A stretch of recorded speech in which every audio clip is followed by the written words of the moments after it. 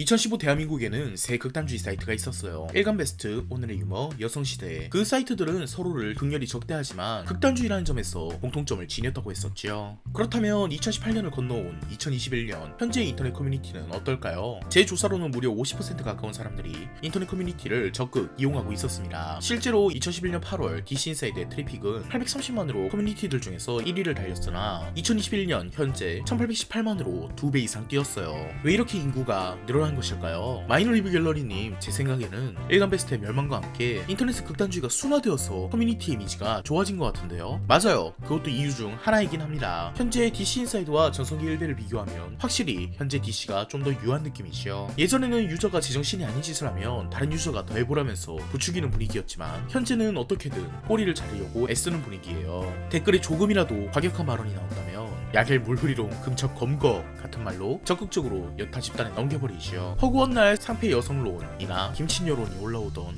전성기 1배나 주겔의 포스에 비하면 현재 인터넷 커뮤니티들은 많이 유해진 것도 사실입니다. 그렇다면 2021년 대한민국과 인터넷 커뮤니티는 굉장히 행복한 미래를 맞은 것이 아닐까요? 비교적 유들유들해진 인터넷 커뮤니티와 그 덕에 건전하게 커뮤를 이용하는 유저들, 이것이 인터넷 세계다 희망편인 것 같은데요? 글쎄요, 그렇지는 않아 보입니다. 남초 커뮤니티는 특유의 강렬한 어휘를 약간 벗었으나 내부에 담긴 극단주의성은 여전하지요. 방금 예시를 들었듯 DC는 여전히 자기 외부의 적인 근첩을 두고 적대하며 김치녀 같은 말은 사라진 것이 맞지만 그 정서가 예전에는 과격한 일부에게만 공유되었다면 현재는 대한민국 남성 대부분이 공유하고 있어요. 어휘의 강렬함은 줄었지만 그 극단주의성이 보편적이 되어가고 있는 것입니다. 남초에서는 어휘가 약해지면서 보편화되었다면 여초에서는 어휘가 강렬해지면서 보편화되었어요. 극단주의 특유의 언더독 신드롬이 자신들의 한남충과 같은 혐오 발언들을 기득권에 대한 카운터 펀치라고 적극 착각하게 만들어줬기에 여초 커뮤에서 극단주의는 과격한 어휘와 함께 퍼졌죠.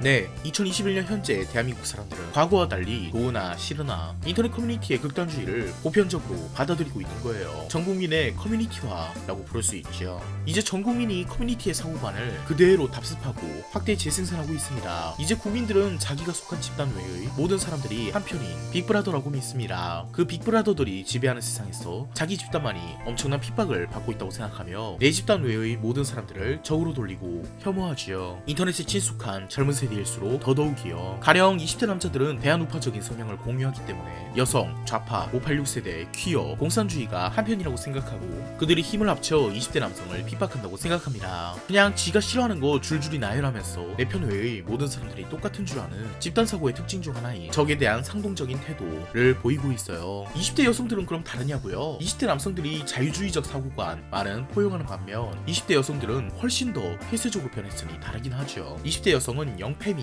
외에는 절대 믿지 않아요. 그들이 말하는 영페미는 커뮤니티 페미니스트입니다. 올드 페미들은 좌파와 결탁한 스카페미라고 생각하고 586세대든 우파든 좌파든 퀴어든 자본주의든 공산주의든 전부 여성을 억압하는 여성 혐오적 존재라고 생각하죠. 다른 세대에서도 역시 정도는 옅을지 모르겠으나 남자는 남자라서 여자는 여자라서 기성세대는 기성세대라서 대학생은 대학생이라서 고소득층은 고소득층이라 저소득층은 저소득층이라 자신이 세계에 핍박받고 있다고 생각하고 세계는 커뮤니티만큼이나 잘게 분열되어서 커뮤니티의 극단주의를 그대로 받아들이고 서로를 혐오하고 물어뜯으려고 하는 것이죠. 한때는 극단주의적인 일부 커뮤니티에서만 공유되었던 서로에 대한 혐오와 증오감은 어떻게 국민 모두에게 퍼지고 말았을까요? 그 이유를 찾기 위해서 인터넷과 문화에 대한 흐름을 쫓아봅시다. 2000년대의 인터넷 문화라는 것은 말 그대로 하위 문화 그 자체였습니다. TV나 라디오에서 가끔씩 흥미 위주로 10대들은 인터넷에서 이런 말을 쓴다네요. 이 정도의 관심밖에는 못 받는 문화였죠. 그나마 문화 메인스트림에 오를 수 있었던 말들도 소위 인싸들의 인터넷에서 사용되던 말들이었습니다. 정말 인터넷 초창기에서나 사용되던 줄임말들이나 여학생들이 사용하던 외계어 정도나 주목받았죠. 물론 이것은 방송에 심의란 것이 있기 때문입니다. 아무리 초딩이란 말이 2000년대 초반 유행했어도 방송계는 경직되어 있기 때문에 연예인이 사용이라도 하면 편집되기 일쑤였죠. 그렇기에 소위 인싸들이 사용하는 버디버디, 싸이월드, 세이클럽 등에서도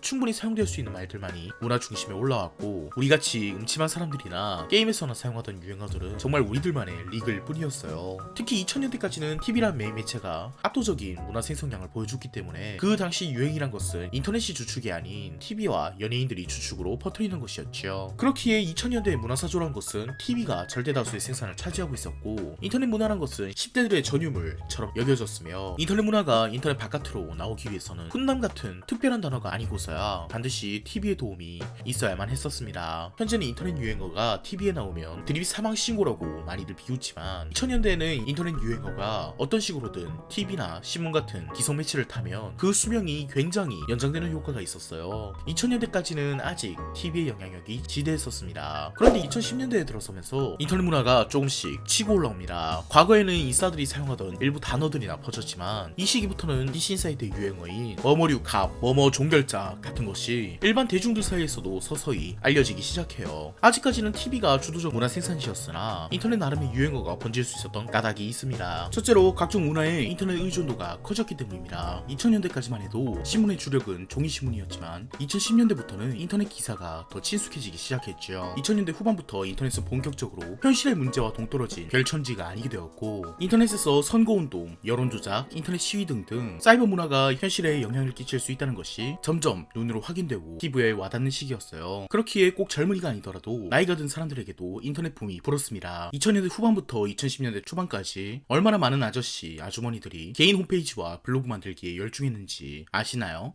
TV 문화도 이제 구전으로는 힘이 붙여 인터넷의 짤방으로 퍼져야만 생명력을 얻었고 당시 인터넷은 규제가 미비했기 때문에 각종 자료들을 공짜로 얻을 수 있다는 인식이 있어서 인터넷을 이용하지 않는 것이 바보다 라는 시선이 생겼어요. 둘째로 스마트폰의 대중화입니다. 인터넷 커뮤니티의 가장 큰 진입장벽은 어찌되었든 집에 와서 봐야 한다는 것이었어요. 집에 와서 컴퓨터를 켜는 그 순간 인터넷 커뮤니티보다 더 경쟁력 있는 것은 많았지요. 그 시간에 게임을 하든 영화를 보든 2000년대 후반까지 인터넷 커뮤니티는 그런 경쟁 문화처럼 짬을 내서 접속하는 것이었어요.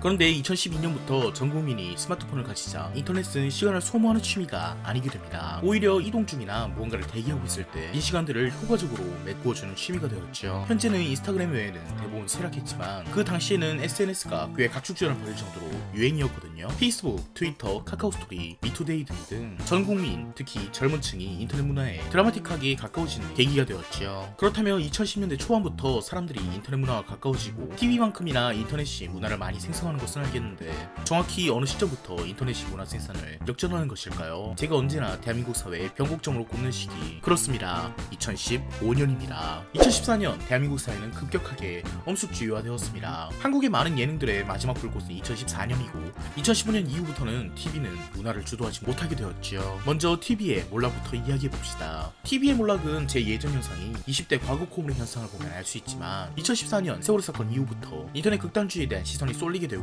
뭐만 하면 혹시 일베냐? 라는 낙인을 찍으면서 민감한 사건에 대한 논의 자체를 불허하게 되었어요. 실제로 이 시기 동안 일간베스트가 방송국에다가 온갖 뻘짓을 해놓은 까닭에 숨은 일배충 찾기가 유행이었던 시기이기도 하죠. 그 덕분에 사회는 악마를 잡는다 라는 미명 아래에서 조금이라도 비슷한 주장이 나오면 지탄받기에 이르렀습니다. 또한 2015년부터 한국의 정치적 올바름이 들어오면서 인터넷의 진보 여론이 규제를 원하고 있었죠. 이것은 약자에 대한 혐오라서 안 된다. 이것은 여성에 대한 혐오라서 안 된다. 그 덕분에 2014년 이후부터 TV 컨텐츠들은 불편함의 바람이 휩쓸고 가버렸습니다. 많은 방송들과 연예인이 자기 검열에 앞장서고 무언가를 희화하기만 해봐 라는 기세에 눌려서 방송국 자체의 심의 규정도 대폭 확대되었죠. 2015년 이전까지는 방송이 재미있는 것이었으나 2015년 이후의 방송은 전혀 그렇지 못해요.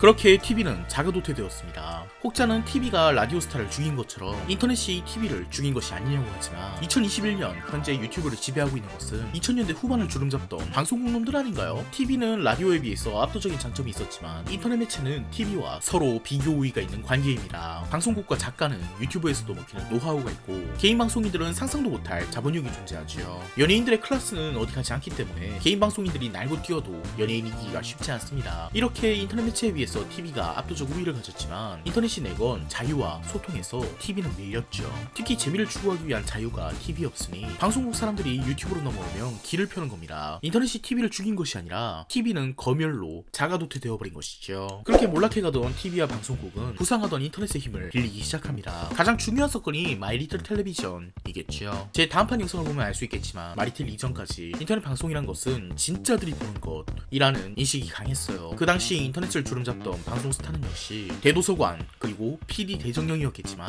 세간의 인터넷 방송의 이미지는 BJ 철구였거든요. 하지만 마이리틀 텔레비전이 인식을 바꿉니다. 연예인들이 인터넷 방송 방송에 도전한다는 흥미로운 플롯과 소통이라는 인터넷 특유의 장점을 가져와 자막으로 재미있는 시청자들의 드립을 갖다 썼으니 인터넷 방송을 모르는 사람도 흥미가 생기게 되었지요. 당시 다음 팟은 전례 없는 호황을 맞이합니다. 마리텔 이후에도 방송국 PD, 작가들은 적극적으로 인터넷 문화를 이용하기 시작했고 아예 2015년에 유행했던 족같은 보노보노 드립을 그냥 2017년에 개콘에서 갖다 써버리기도 합니다. 2010년대 초중반까지만 하더라도 인터넷과 TV가 쌍방향으로 문화를 주고받았는데 이제는 TV가 인터넷 문화를 답습해서 써먹는 수준밖에 안 되는 거지요. 2015년을 기점으로 DC는 재부흥합니다. 그러면서 인터넷 문화가 TV를 씹어먹어버렸죠. 그 부흥이 어떻게 이루어졌냐고요? 놀랍게도 SNS를 통해서 이루어졌어요. 예나 지금이나 DC는 인싸 문화를 싫어하지만 인싸들은 DC 문화를 퍼서 노는 법. 마침 당시 탈모 갤러리, 대출 갤러리 등의 DC 인사이드 유머가 페이스북에 유포되었어요. 당시 페이스북 페이지 관리자들은 관심, 돈을 받기 위해 한 일이었겠지만 DC 인사이드 유입을 폭발적으로 늘렸죠. 이후 DC 인사이드에서 마이너 갤러리를 런칭하면서 허언증 갤러리 같은 마이너 갤러리가 페이스북을 통해 굉장한 유행을 타면서 DC 인사이드 문화는 인터넷을 지배하기 시작합니다. 2015년 페이스북에 영향을 끼친 것은 남초 사이트만의 문제는 아닙니다.